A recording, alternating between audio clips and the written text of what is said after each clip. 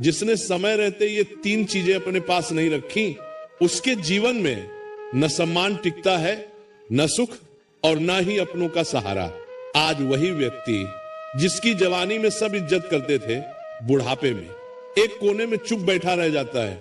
अब आगे जो मैं बताने जा रहा हूं वो कोई कहानी नहीं बल्कि जीवन का ऐसा सत्य है जिसे जिसने भी अपनाया उसका बुढ़ापा आशीर्वाद बन गया। तो मन को शांत करके सुनिए, क्योंकि ये तीन चीजें आज संभाल ली तो बुढ़ापे में सम्मान, सुख और शांति तीनों आपके कदम चूमेंगे। तो प्रेम से बोलिए जय श्री कृष्णा और इस पावन कथा को अंत तक ध्यान से सुनिए। गांव का नाम था देवपुर। कच्ची गलियां, पीपल की घनी छांव और चौपाल पर बैठते हुए लोग, जिनकी बातों में भी मिट्टी की सौंधी महक होती थी। उन दिनों न घड़ी की इतनी हड़बड़ी थी, न मोबाइल की खनक, फिर भी इंसान की सबसे बड़ी दौड़ वही थी, इज्जत की दौड़। देवपुर में एक बुजुर्ग रहते थे, धनीराम सेठ नाम से सेठ थे, पर अब सेठ सिर्फ पुरानी यादों में रह गया था। जवानी में उनका व्यापार दूर दूर तक चलता था। बैलगाड़ियों में अनाज, कपड़ा, गुड़ सब कुछ आता आ जाता। लोग सलाम करते, चौपाल पर कुर्सी उनके लिए खाली रखी जाती। पर समय ने पलटा खाया। अब उनकी कमर झुक गई थी, आंखें कमजोर, और घर में बहू बेटे की अपनी अपनी खींचतान। धनीराम सेठ के पास धन तो बचा था, मगर चेहरे पर चैन नहीं बचा था। घर में बैठे बैठे उन्हें लगता जैसे उनकी आवाज अब दीवारों से टकराकर लौट आती है, किसी के दिल तक पहुंचती ही नहीं। एक शाम की बात है, ठंडी हवा चल रही थी। पीपल के नीचे चौपाल पर गांव के बुजुर्ग जमा थे। वहां गिरधारी पंडित भी थे, जिनकी उम्र तो धनीराम सेठ से भी ज्यादा थी, मगर चेहरे पर ऐसी चमक जैसे अंदर कोई दीपक जलता हो। गांव के बच्चे भी उनकी गोद में बैठ जाते, बहुएं भी आदर से पानी रख जाती, और जवान भी उनके सामने ऊंची आवाज में बात नहीं करते। धनीराम सेठ ने मन ही मन एक टीस महसूस की। उन्हें लगा ये पंडित जी मेरे जितने ही बूढ़े हैं, फिर इन्हें इतना सम्मान क्यों, और मुझे मेरे अपने घर में ही कोई पूछता नहीं। धनीराम सेठ ने उसी वक्त पंडित जी से कहा, पंडित जी एक बात बताइए, बुढ़ापे में आदमी को सुख और सम्मान दोनों कैसे मिलता है? मैं तो सब कुछ कमाकर भी खाली रह गया। गिरधारी पंडित ने धनीराम की ओर देखा। उनकी आंखों में तंज नहीं था, बस अनुभव था। उन्होंने धीरे से कहा, सेठ जी, सुख और सम्मान बुढ़ापे में नहीं कमाया जाता, वो तो जवानी में बोया जाता है। बुढ़ापा सिर्फ फसल काटने का समय है। धनीराम सेठ ने बेचैनी में पूछा, तो फिर बोना क्या चाहिए था? पंडित जी ने पीपल की जड़ की ओर इशारा किया। देखिए, इस पेड़ को, इसकी जड़ें जितनी मजबूत, पेड़ उतना स्थिर। इंसान की भी तीन जड़ें होती हैं। जो ये तीन चीजें अपने पास रख ले, बुढ़ापे में उसे कोई हिला नहीं सकता, ना घर, ना दुनिया, ना समय। धनीराम सेठ जैसे चौकन्ने हो गए। कौन सी तीन चीजें? पंडित जी ने उंगलियां गिननी शुरू की, धीरे, बिल्कुल वैसे जैसे कहानी खोली जाती है। पहली अच्छा नाम, दूसरी अपना हुनर, तीसरी अपना सच्चा साथी। यानी ऐसा संबंध जो स्वार्थ से नहीं, अपनेपन से चलता हो। धनीराम सेठ ने हंसकर कहा, पंडित जी, नाम तो मेरा भी है, लोग जानते हैं मुझे। पंडित जी ने सिर हिलाया। लोग जानना और लोग मानना दो अलग बातें हैं सेठ जी। नाम वही अच्छा होता है जो पीछे से भी आदर से लिया जाए और सामने भी डर से नहीं, सम्मान से बोला जाए। धनीराम सेठ की हंसी रुक गई। उनके भीतर कहीं कुछ चुभ गया। पंडित जी ने आगे कहा, आपको मैं एक किस्सा सुनाता हूं। पुरानी बात है, जब मैं जवान था, हमारे गांव में एक बनिया था हरिराम, बड़ा धनवान, पर कंजूसी ऐसी कि दिया भी दूसरों के घर के उजाले में जलाए, किसी की मदद न करे, किसी की बात न सुने। जब भी कोई दुखी आता कहता, मेरे पास फुर्सत नहीं, जाओ। चौपाल पर बैठे लोग ध्यान से सुनने लगे, बच्चे भी शांत हो गए। समय बीतता गया, हरिराम बूढ़ा हुआ। धन रहा, गोदाम रहे, पर घर में शांति नहीं रही। बेटों में झगड़े, बहुओं में ताना। एक दिन हरिराम बीमार पड़ा। गांव के वैद्य को बुलाने के लिए नौकर भागा, मगर वैद्य ने कहा, जिसने कभी किसी की मदद नहीं की, उसके लिए मैं अपनी दुकान क्यों बंद करूं? धनीराम सेठ ने बीच में कहा, वैद्य ने ऐसा कहा? पंडित जी ने गंभीरता से कहा, हाँ, क्योंकि हरिराम ने अच्छा नाम नहीं रखा था, उसने सिर्फ पैसा रखा था। पैसा तो तिजोरी में रहता है, पर नाम लोगों की जुबान में रहता है, और बुढ़ापे में सहारा तिजोरी नहीं जुबानें देती है। धनीराम सेठ का गला सूख गया। उन्हें अपने जीवन के कई दृश्य याद आने लगे। कितने लोगों को उन्होंने बस काम के लिए अपनाया, कितनों को उन्होंने हल्के में लिया, कितने मजदूर जिनके हिस्से का पैसा रोक लिया था। पंडित जी ने दूसरा उंगली उठाई। दूसरी चीज हुनर। बूढ़े होने पर सबसे पहले आदमी की ताकत जाती है, फिर उसकी हैसियत। पर अगर आदमी के हाथ में हुनर हो तो वो किसी पर बोझ नहीं बनता। धनीराम सेठ ने धीमे स्वर में कहा, हुनर तो कारीगरों के पास होता है पंडित जी, मेरे पास तो बस व्यापार था। पंडित जी मुस्कुराए, व्यापार भी हुनर है। सेठ जी, अगर आपने दूसरों को भी सिखाया हो, आपने अपने बेटों को सिखाया या बस डराया? आपने अपने नौकरों को आगे बढ़ाया या उन्हें दबाया? जो आदमी अपना हुनर बांटता नहीं, उसका हुनर उसके साथ ही बूढ़ा हो जाता है। अब चौपाल पर सन्नाटा था। धनीराम सेठ की आंखें नीचे झुक गईं।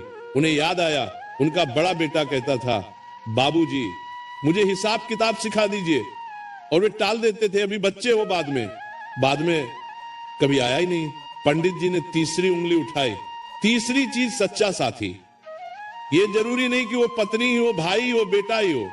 सच्चा साथी वह है जो आपके बुढ़ापे में आपकी बात सुने, आपके डर को समझे और आपको अकेला न महसूस होने दे। धनीराम सेठ ने एक लंबी सांस ली। मेरे घर में तो लोग हैं, फिर भी मैं अकेला हूं।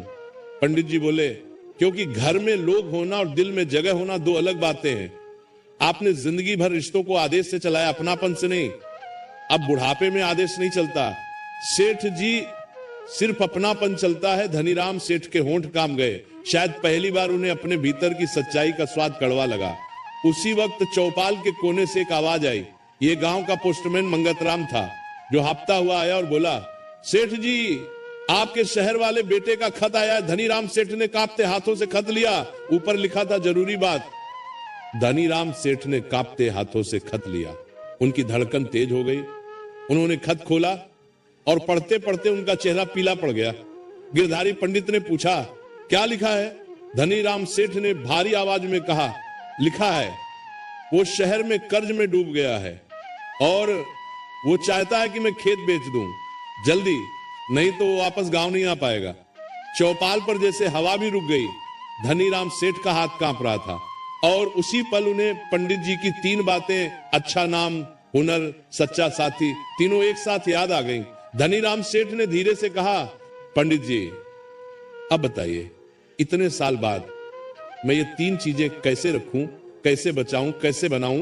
गिरधारी पंडित ने धनीराम सेठ की आंखों में देखा और बोले, सेठ जी, शुरुआत आज से होगी, लेकिन आज जो फैसला आप लेंगे वही तय करेगा कि आपका बुढ़ापा सम्मान पाएगा या अपमान।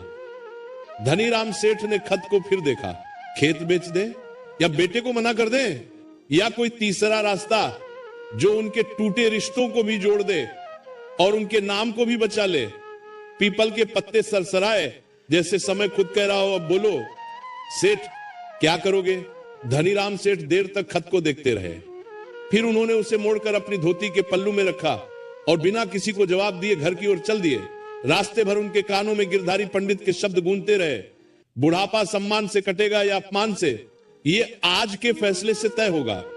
घर पहुंचे तो आंगन में बहू चूल्हे पर रोटी सेंक रही थी। धनीराम ने पानी मांगा। बहू ने बिना देखे लोटा बढ़ा दिया, जैसे कोई औपचारिकता निभा रही हो।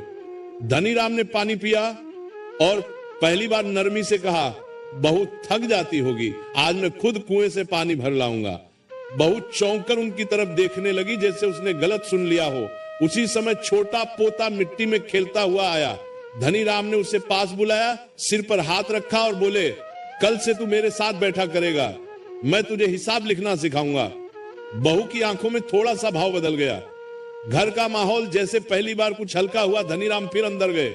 उन्होंने संदूक खोला, पुराने कागज, बही खाते और एक थैली में कुछ सिक्के। उन्होंने कागजों को देखकर मन ही मन फैसला कर लिया, खेत एकदम नहीं बिकेंगे। अगर बेटे को बचाना है तो ऐसा रास्ता चाहिए जिसमें नाम भी बचे और घर भी न टूटे। वे सीधे चौपाल गए। गिरधारी पंडित वहीं बैठे थे। धनीराम ने उनके चरण छुए और बोले, पंडित जी, मैंने सोचा है मैं खेत बेचकर बेटे को पैसा भेज दूं तो लोग कहेंगे सेठ डर गया, और मैं न भेजूं तो मेरा बेटा टूट जाएगा। बताइए बीच का रास्ता क्या है?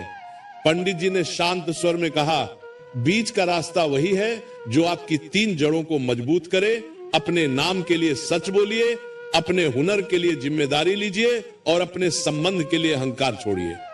धनीराम ने गांव के पंचों को बुलाया, सब इकट्ठा हुए तो धनीराम ने साफ कहा, मेरा बेटा कर्ज में फंस गया है, मैं खेत नहीं बेच रहा पर अपनी दुकान का पुराना बकाया जो लोगों का मेरे ऊपर निकलता है पहले वो चुकाऊंगा, फिर गांव के 2 ईमानदार लोगों के साथ शहर जाकर बेटे का हिसाब देखूंगा। अगर कर्ज सही हुआ तो मैं अपनी दुकान की आधी हिस्सेदारी गिरवी रखकर उसे संभालूंगा, पर खेत और घर की जड़ नहीं काटूंगा। पहली सीख, सिर्फ पैसा नहीं, अच्छा नाम कमाइए। लोगों का हक समय पर देना, सच बोलना और मदद करना, यही बुढ़ापे में असली इज्जत बनता है। दूसरी सीख, अपना हुनर अपने तक सीमित मत रखिए। जो ज्ञान कौशल आप जानते हैं उसे बच्चों और लोगों में बांटिए ताकि आप कभी बोझ न बने और आपकी कद्र बनी रहे। तीसरी सीख, रिश्तों में आदेश नहीं, अपनापन रखिए। बुढ़ापे में वही साथ देता है जिसे आपने सम्मान, सुनवाई और भरोसा दिया हो। प्रिय दर्शक बंधु, कथा समाप्त होने से पहले मैं आपसे सिर्फ इतना ही कहना चाहता हूं, आपके एक छोटे से क्लिक में किसी की जिंदगी बदलने की ताकत छुपी है। हम इस चैनल से जो भी कमाई होती है उसका हर हिस्सा एक इंसान, एक पशु पक्षी और एक जीव जंतु की सेवा में लगाया जाता है। जब आप सब्सक्राइब करते हैं, आप सिर्फ एक बटन नहीं दबाते, आप एक भूखे को भोजन देते हैं, एक घायल पक्षी का इलाज करवाते हैं, एक असहाय जीव को नई सांस देते हैं। शायद आप सोचें मेरे एक सब्सक्राइब से क्या होगा, तो मैं दिल से कहता हूं आपके एक सब्सक्राइब से एक जिंदगी मुस्कुराती है। तो आज अगर आपके दिल में जरा सा भी प्यार है, थोड़ी सी भी करुणा है, अगर आपको लगता है कि हम किसी के लिए कुछ अच्छा कर रहे हैं, तो इस नेक काम में बस एक लाइक और सब्सक्राइब से जुड़ जाइए। आपका हर क्लिक किसी की उम्मीद बन जाता है, किसी की प्रार्थना बन जाता है। तो आइए हम मिलकर सिर्फ कथा न सुने बल्कि किसी जीवन के रक्षक भी बने। अभी सब्सक्राइब करिए और एक लाइक कर दीजिए और प्रेम का यह संदेश आगे बढ़ाइए।